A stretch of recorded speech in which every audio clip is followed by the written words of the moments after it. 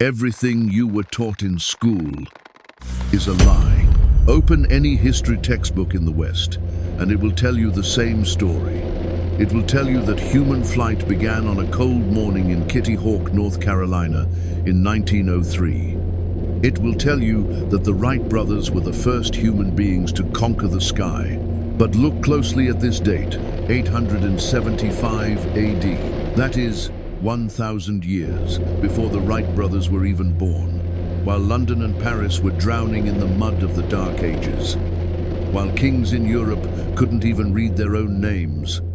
A 70-year-old man in Spain was standing on the edge of a jagged cliff.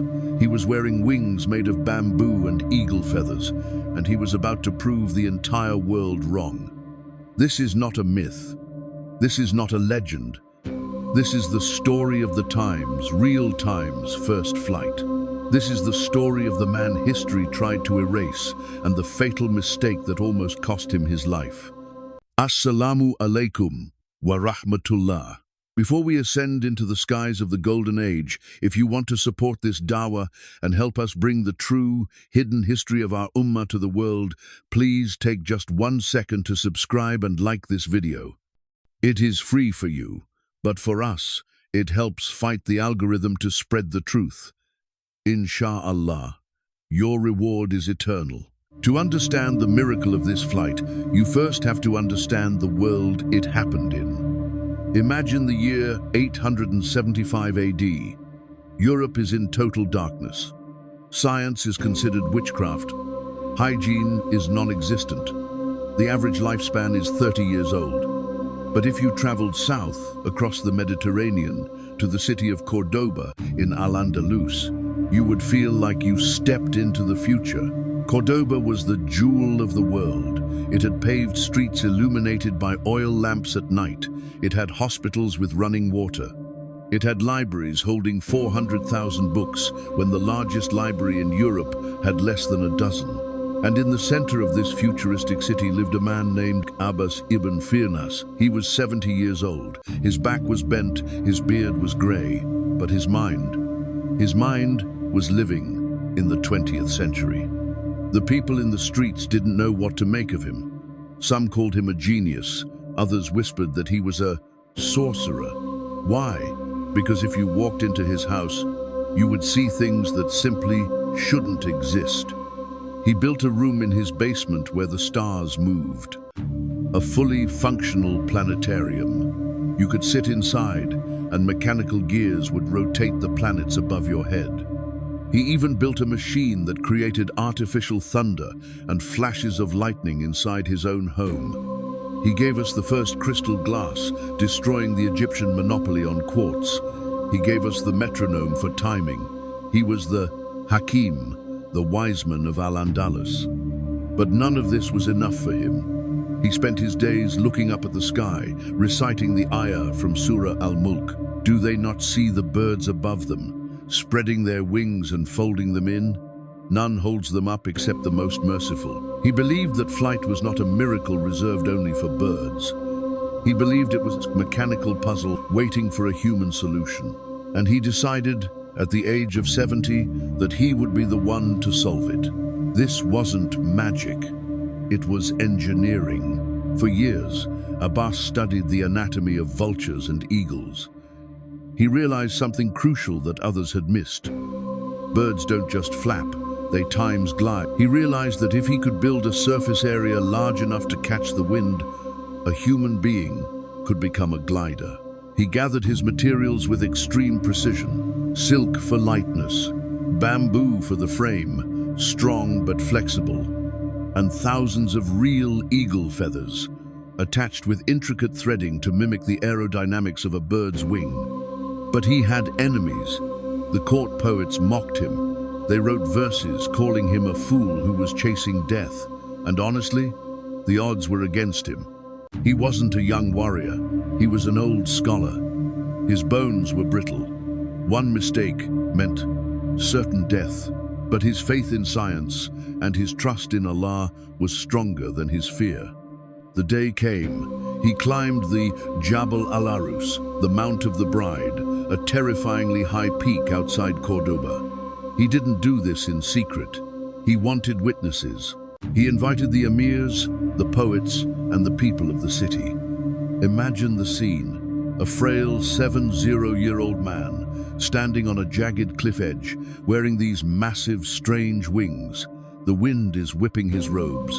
The crowd below is silent, holding their breath, waiting for him to fall. He looks down at them and gives a final speech that has been recorded in the history books.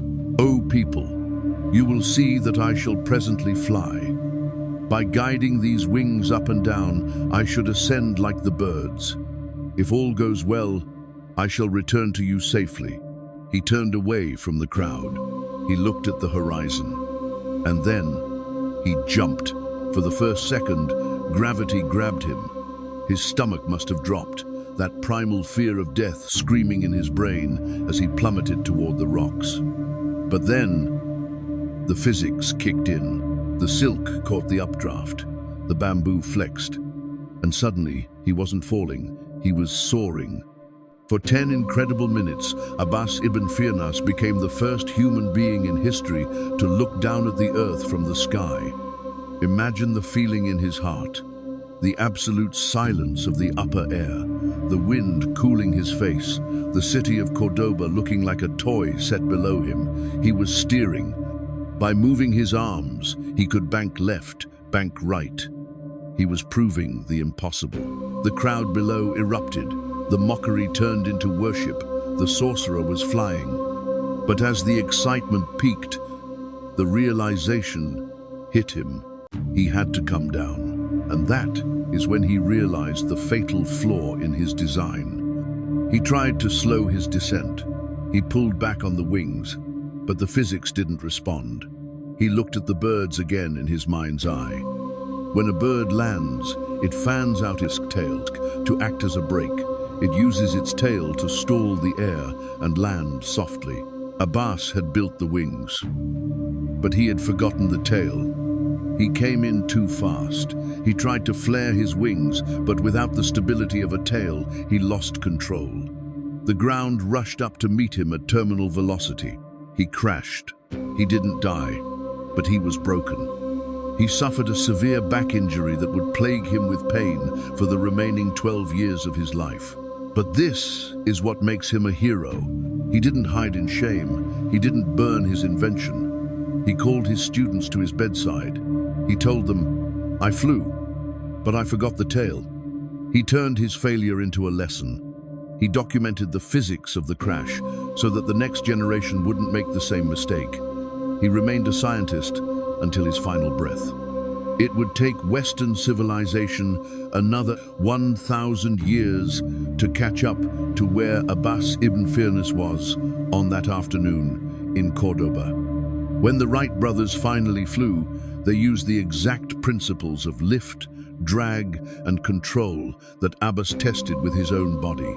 The Wright brothers flew for 12 seconds. Abbas Ibn Firnas flew for 10 minutes. So why does the world remember one and forget the other? It is because history is often a weapon. But today, we have reclaimed the truth. The Golden Age wasn't just a time of preserving old books, it was a time of inventing the future.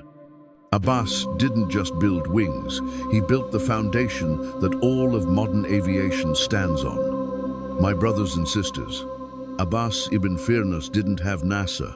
He didn't have computers. He had tawakkul, trust in Allah, and a relentless curiosity. He risked everything to push the Ummah forward. Let this story be a reminder. The only true failure is staying on the ground when Allah has given you the potential to fly. May Allah grant us the courage of the scholars of Al-Andalus. May He raise from among us new pioneers who fear nothing but Him. Don't let history be forgotten. Share this video to spread the truth. Assalamu alaikum.